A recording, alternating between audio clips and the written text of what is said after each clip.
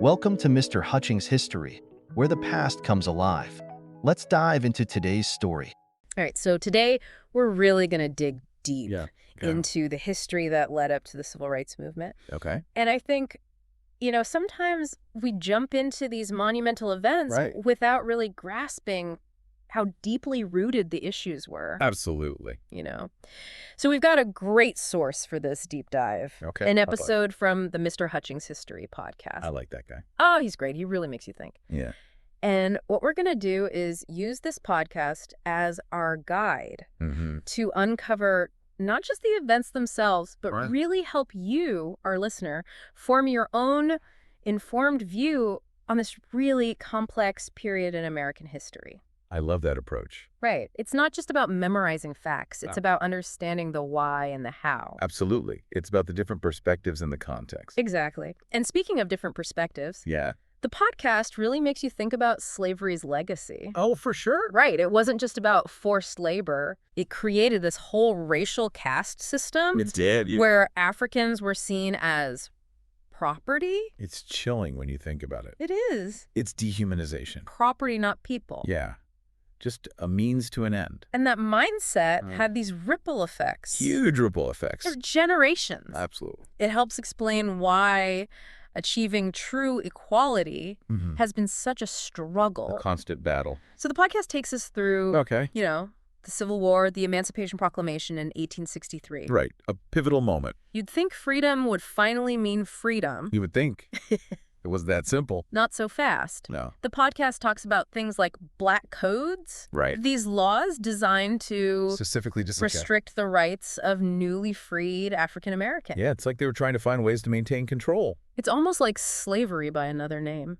Yeah, you could say that. It's maintaining that power structure. And then we have sharecropping, Ugh. trapping people in debt.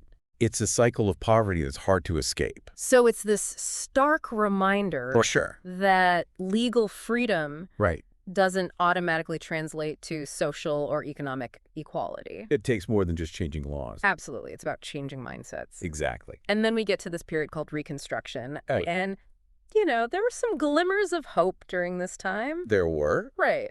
We got the 13th, 14th, and 15th Amendments, huge. abolishing slavery, granting citizenship, protecting voting rights. Those amendments were a big deal They fundamentally changed American society, at Yeah. least on paper. on paper. But, as we learned from the podcast, Yeah. Reconstruction Yeah. was short-lived, It was. and its failure Yeah. had devastating consequences Oh, for yeah. African Americans. For sure. And that's what kind of sets the stage for this period of Jim Crow, Jim Crow? which we'll get into Okay. in just a moment. Okay, so we've seen how the collapse of Reconstruction kind of opened the door for Jim Crow. Yeah, it's like one step forward, two steps back. Exactly. And the podcast really drives this home when it talks about how these Jim Crow laws basically made segregation the law of the land. It's crazy to think that something so unjust could be enshrined in law. I know, right? And the podcast highlights this key Supreme Court case, Plessy v. Ferguson. Oh, yeah, that's the one from 1896, right? Yeah, where the court basically upheld this idea of separate but equal. Ugh, that separate but equal doctrine. It's just mind-boggling. It really is. It's like, how could anyone think that separating people based on race could ever be equal? And the podcast does a great job of showing how, in reality, Yeah. separate but equal was never actually equal. Never. The facilities, the opportunities, everything was skewed. Always to the disadvantage of African Americans. It was a system designed to maintain white supremacy, plain and simple. It's a dark chapter in American history. It really is. But it's important to remember Oh, absolutely. that even in the face of such oppression, Yeah. there was always resistance. Always. People fighting back, demanding their rights. And the podcast gives us a great example of this with the NAACP. The NAACP, Yeah. founded in 1909, Okay. and their strategic use of the legal system Interesting. to try to challenge segregation. So they were working within the system to try to change the system. Exactly. And they knew it wouldn't be easy, No, it was a long and difficult fight. but they understood that the law could be a powerful tool for social change. And they had some brilliant legal minds leading the charge. Right. The podcast talks about Charles Hamilton Houston Okay. and Thurgood Marshall. Ah, Thurgood Marshall. He went on to become a Supreme Court justice. He did. But before that, He was a key figure in the NAACP's legal battles. Wow, what a legacy. I know, right?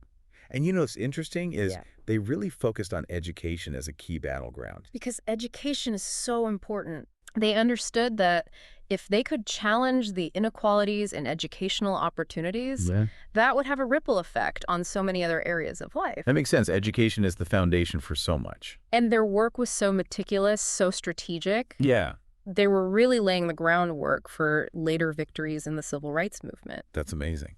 So they were playing the long game. They were. They knew that real change wouldn't happen overnight. It takes time, persistence, and a vision for the future. Absolutely. And they had all of that. Wow. You know, we've covered a lot of ground in this deep dive, but it feels like we've only just begun to explore this incredibly complex and impactful period of history. Absolutely. There's always more to learn, more perspectives to consider, and more ways to engage with this crucial part of American history. So, for our listener who is eager to continue this journey, what would you recommend as their next steps? Where should they go to delve even deeper into this topic?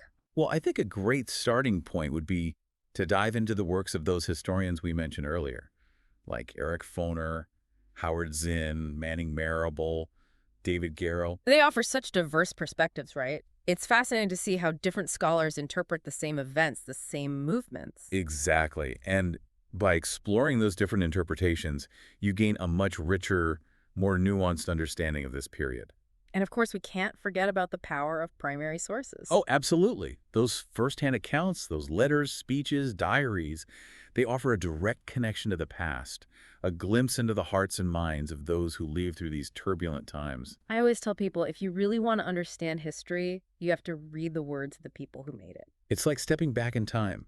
You can almost hear their voices, feel their passion, understand their struggles. So, for our listener, I highly recommend seeking out primary sources like Martin Luther King Jr.'s letter from Birmingham jail or the writings of Frederick Douglass. Those are just a couple of examples, but there's a wealth of material out there waiting to be discovered. And don't limit yourself to just reading. Think about visiting some of the historical sites related to the Civil Rights Movement. Oh, like the Edmund Pettus Bridge in Selma. Exactly. Or the National Civil Rights Museum in Memphis. Or the Martin Luther King Jr. National Historical Park in Atlanta. There are so many places where you can stand in the footsteps of history, feel the weight of those events, and gain a deeper appreciation for the sacrifices made by those who came before us. There's something so powerful about experiencing history in that tangible way. It's one thing to read about it in a book, but it's another thing entirely to stand in those spaces, to feel the echoes of the past all around you. Absolutely, and I think those experiences can have a profound impact on the way we understand and connect with history. So as we wrap up this deep dive into the history leading up to the Civil Rights Movement, I think it's important to remember that this is not just a story about the past. You're right, it's a story that continues to shape our present and our future. The struggle for equality is an ongoing journey. Absolutely, and it's a journey that requires our active participation. We can't simply be passive observers of history. We have to be engaged, informed, and willing to challenge injustice wherever we see it. Well said. The Civil Rights Movement taught us that change is possible, but it requires sustained effort, unwavering commitment, and a belief in the power of collective action. And I think the most important thing is to never stop learning, never stop questioning, and never stop striving for a world where every voice is heard and every individual is valued. To our listener, thank you for joining us on this deep dive into history. We hope you've learned something new, gained a fresh perspective, and been inspired to continue exploring this incredibly important chapter in American history. The pursuit of equality is a marathon, not a sprint. It's a journey we all share. And together, we can create a future where the dream of true equality becomes a reality for all. Thanks for listening to Mr. Hutchings History. Keep exploring, and we'll see you next time.